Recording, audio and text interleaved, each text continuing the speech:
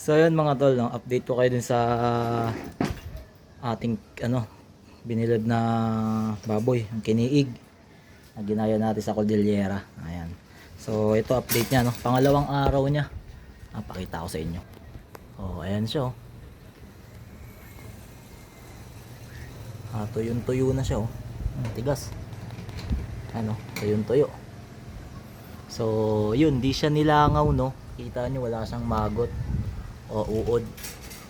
Ayan, kasi sinunod natin yung mga suggestion ng mga tropa nating gumagawa talaga nito. Ayan, oh.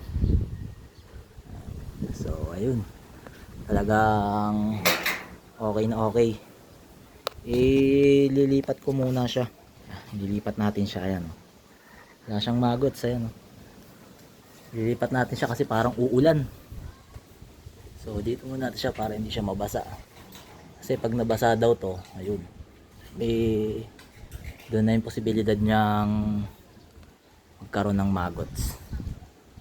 Ayan, lipat lang natin dito sa hindi mababasa. So ayan na siya.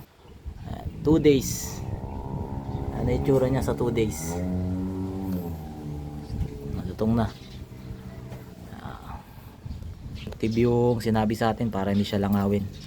So ayun mga tol, i-update ko kayo pag lulutuin ko na yan. Siguro mga 1 linggo lang yan, ayos na yan eh. So, 3 days, 4 days. So, thank you.